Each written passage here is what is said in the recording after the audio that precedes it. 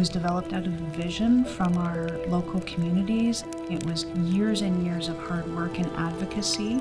Gwekwaadziwin came to be out of a need that was seen on Manitoulin Island. It didn't just start one day and we had funding overnight. It was really a concerted effort from health leadership and chiefs and councils and community members here on Manitoulin that recognized that there was a need for community-driven, Indigenous-led initiatives for healing. And nothing really existed like that.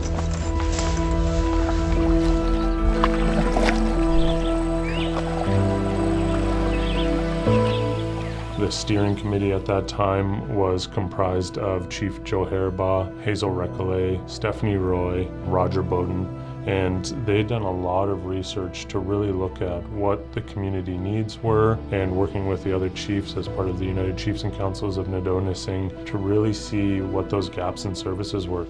I remember when Sam Gilchrist and I had our first meeting, and we talked about what this place should be called. So Sam said, well, these are the values, and Gwekwaadziwin is the key value.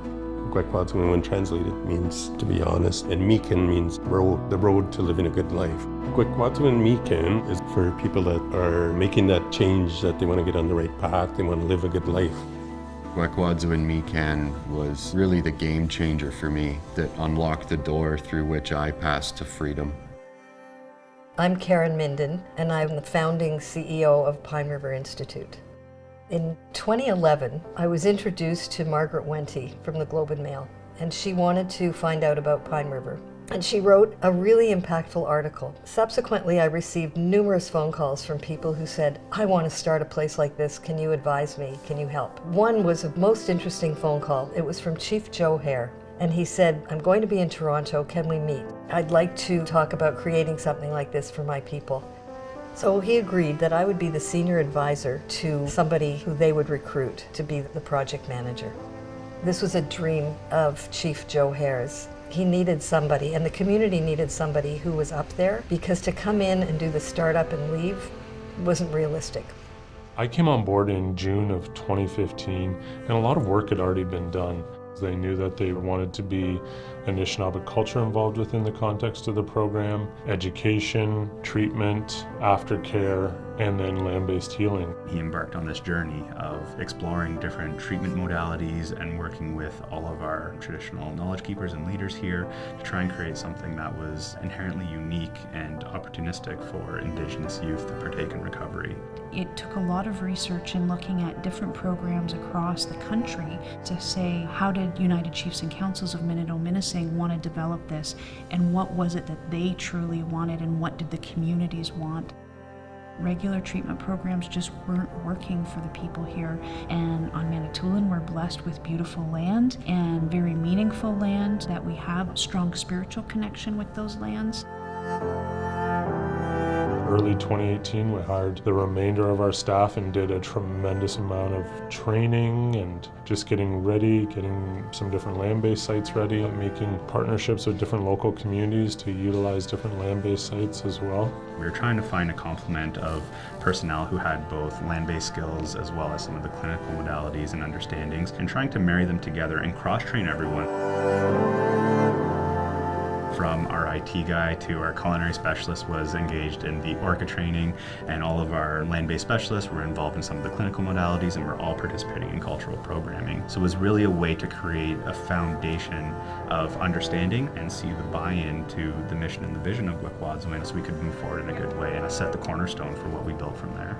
It's easy to romanticize land-based healing in a lot of ways, but there was a huge steep learning curve for everyone, even just around logistics. Essentially, wherever we're going, we're creating a small community, so we need to think about firewood and safe, clean drinking water.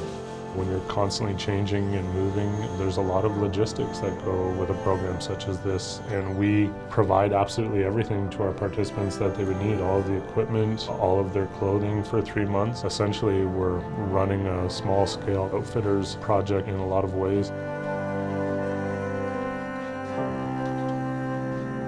The Another key model of our program is person-centered approach. We have to be able to look through both lenses to see what's best in terms of the individual who's coming into the program, whether it's working with someone through their medications, additional external supports through Western therapeutic intervention, or looking for more ceremony and cultural-based interventions. We're able to offer that regardless of what that person's coming in for. The two-eyed seeing approach is applicable because individuals are coming from varied life experiences. Some participants have been displaced from their communities, from their culture, from their identities, and are really operating through that Western worldview. So they may come in with a certain understanding of how to approach recovery, and it might be very Western-based with things like CBT and medications involved in the treatment plan, whereas the Indigenous lens is very much about that more collective approach. It's about looking at the individual, finding their place in nature, finding their place in community, and really working towards an understanding of humility and where we sit in creation. I decided to sign up for the land-based program at Gwekwaadziwin Miikan when I was in a men's recovery home in Sudbury, Ontario. I had an interest in getting out of the city and into nature, and I spoke to an Indigenous elder at Shkokmakwe Health Center, and she recommended Gwekwaadziwin Miikan to me. The kind of experience I had on the land was really peaceful. It kind of slowed things down in life. And then there were moments when I had no choice but to just learn to sit still and be comfortable being uncomfortable as I went through kind of a roller coaster of different emotions and feelings that I hadn't experienced for a long time because I'd repressed with drugs and alcohol for so long. It's not going to be an easy journey, but it's going to be a worthwhile journey. There is going to be struggles getting through that 3 months of treatment because you're living off the land, depending on their own individual journey. Some are going to struggle, they're going to feel loneliness from missing family members. Some are going to struggle with missing their substance. Some are coming from urban areas and they've never been to a First Nation, let alone to an isolated area. That in itself has its challenges, but it also has so many more rewards.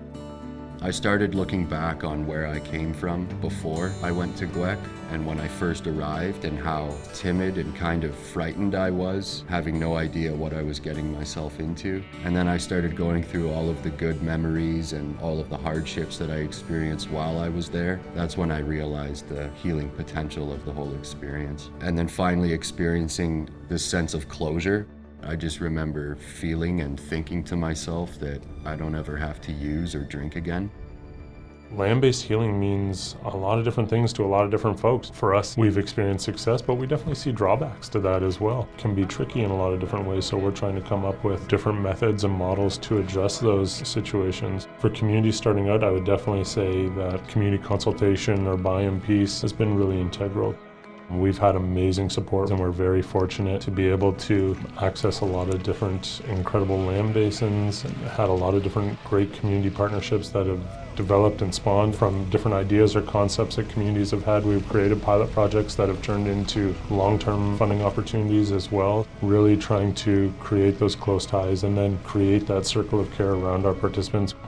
We have incredible partnerships with our local education institute that's really helped our participants succeed in a lot of different ways post-treatment. But also the duration of programming too is something that we've had a lot of success in. When you look at the shorter programs, when individuals, sometimes it's taken them a lifetime to get to where they are at, to expect them to change over the course of 21 or 28 days maybe isn't always realistic. To have these different stages of care, such as live-in aftercare and community aftercare, to continue that support and that wraparound approach has proved successful for a lot of individuals that we work with.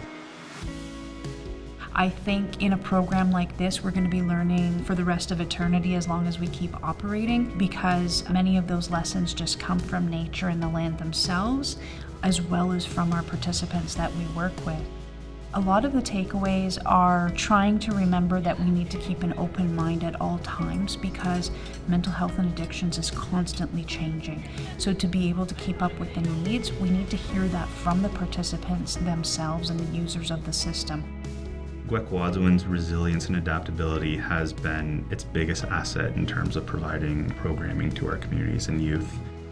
It really allows an individual to participate in a 90-day land-based treatment program where you can disconnect from all of the technologies and the fast pace of life and focus on self for 90 days. So it truly is a unique opportunity to step away from that environment and really focus on who you are as an individual, to figure out where you come from, where are you going, what are your roles and responsibilities in becoming that person, and how do you take care of yourself so that you can eventually contribute to your community, your families, your nations, and your people in a good way. To see it growing from our original thought, it's so inspiring. Talking to some of the individuals that how this program has changed their life or saved their life and given them a new opportunity by learning and living off the land, going out and fish and harvesting, cutting your own firewood to keep you warm. These were the essentials that Indigenous people survived on for generations.